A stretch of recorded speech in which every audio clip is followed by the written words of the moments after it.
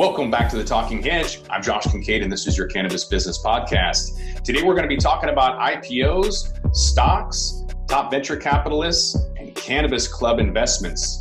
On the line with us today is Dan Kimmis, our CBD correspondent with Good CBD Products. Cannabis stock gainers and losers for this last week are interesting, with Curaleaf Holdings increasing by 4.6%.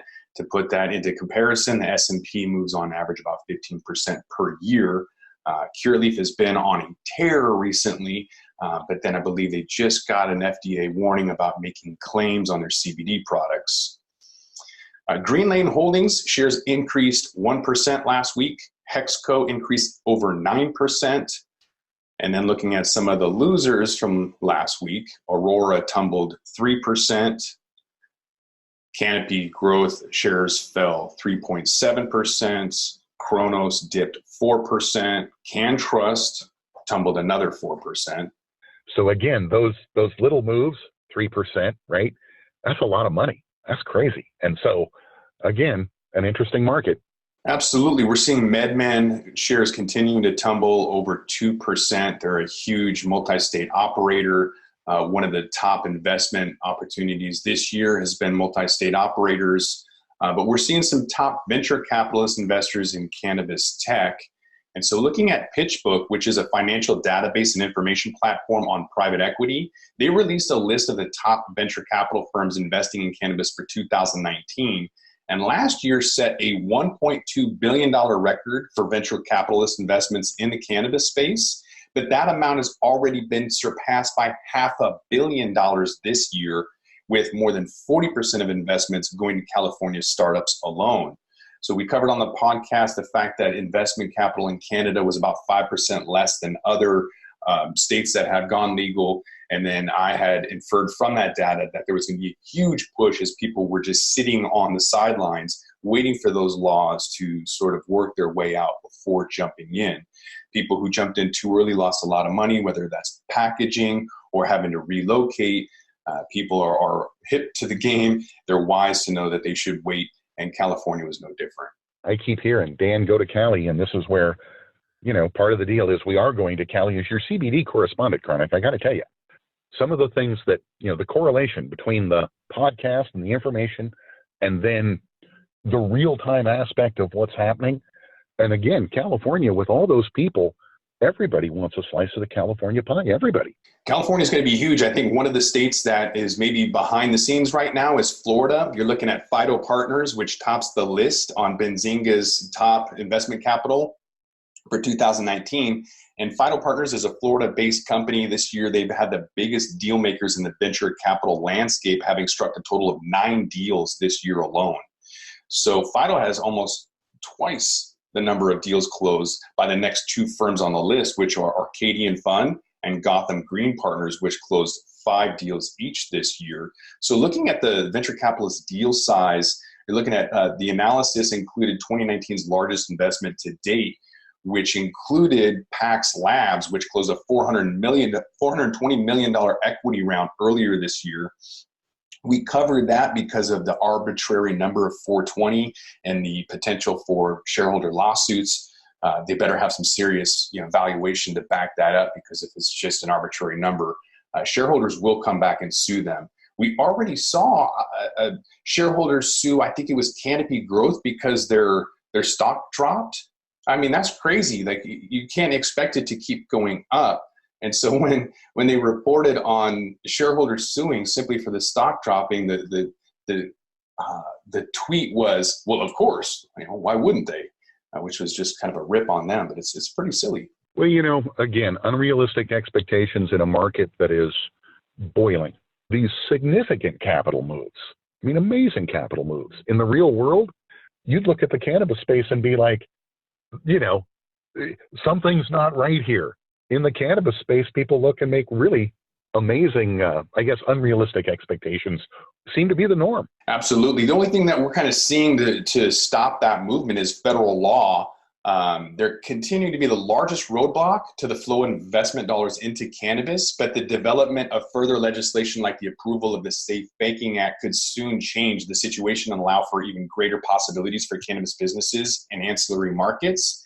And so we're seeing some speculation with the third largest investment vehicle really being a REIT, or real estate investment trust, with smoking lounges sitting at the intersect of market demand and legality. In Washington state, cannabis consumption lounges or cannabis cafes are a Class C felony. You cannot own or operate a cannabis lounge, or it's a felony in Washington. And so there's other states that have kind of gone on board and tried to implement those laws. I believe that West Hollywood will be the first one to fully open in September. There's been some in Colorado that have had pilot programs in Denver, but I think that West Hollywood might have like an official law making it legal without these weird pilot programs. As somebody who enjoys my cannabis, I feel kind of restricted. There's no pub for me. At some point there will be, right? Absolutely. So as chair of the Committee for Social Lounges in Washington to overturn that Class C felony and implement a law to allow for that, we're seeing that the headwinds are impaired driving. It's a big challenge. And then everyone has their own agenda. So retail shops want their adjacent facility to be the only ones who can offer a cannabis club. So right now, a lot of those are the head shops. You've got a cannabis shop, and then right next to it, there's a glass store. They want to turn those glass doors into cannabis cafes. So the lobbyists for retail shops really in Washington only want their license to be the ones to offer cannabis cafes. So there is some headwinds. What we're seeing that people would like to have are, social equity program for minorities, access for medical patients, and then something for small business owners. If we can provide those three things, then I believe we can get the regulatory authority, being the Liquor and Cannabis Board, to back us, which then will give us even more, authority or leeway when we go to the Senate and try to pass this legislative bill. Okay, the disconnect between the industry on the ground and the industry in the press, right? And on the ground, candidly, everybody's looking for one more dollar, because that's the difference between red and black. And, if you're a cannabis store right now, what you thought you'd be making and what you're making in Washington state, oh my gosh, those are really different numbers. Right. And speaking of, there's a Speakeasy Cannabis Club, ticker symbol EASY, and asking if it's a risky investment. Apparently that they're loading up on debt and asking if the question is really, is debt making the company risky? I'm going to kind of step away from that because that's a little bit too specific. Although I do enjoy the fact that these companies are using debentures and bonds and debt instruments, which is a step away from the traditional equity amount, or even, what we saw 5 years ago with the convertible note, which is a personal debt instrument that converts into equity in the eventuality that your business is profitable. But the cannabis cafe itself, is it a risky investment? We just made a trip down to Oregon as the Committee for Washington on Cannabis Cafes. We made a field trip to Oregon to the Northwest Cannabis Club to take a look at their facility, noticing that it is a private club, so they are exempt from Oregon's Clean Indoor Air Act. But the revenue model is slim. They can't serve food there, so you don't have coffee. You have Keurig, which isn't coffee, let's be real. They don't have food except for snacks that you get from Costco, so it's not really a healthy lifestyle. So I don't really know how they're making money when it's only $5 to get in. So when we implement this bill, it has to make sense for small business owners and, of course, medical patients, and for minorities to have a social equity program. But the revenue model has to make sense. I look at the cannabis club space, and it just seems like it would be a really neat way to promote good local products, right? To build community, like you say, to potentially do some neat things for some disadvantaged groups, stuff like that, out of the whole community side. And yet again, regulatory. We see it every day on the street, brother. That's a great point, Dan. And that's why BDS Analytics points it out, the cannabis cafes, to be on their 2019 market trends. It's actually the first one on the list, although it's in no particular order. It is a great real estate investment play. It's also an amazing opportunity to really kind of shine a light on the industry. I believe that cannabis cafes will be the soul to the community. When you can see a group of people consuming and acting, better than what a bar would be at midnight or 2 a.m., these cannabis cafes in neighborhoods will draw in revenue, tourism, and opportunities for people to go and consume in a safe place that have landlords or an adult care facility that's federally subsidized and they can't consume.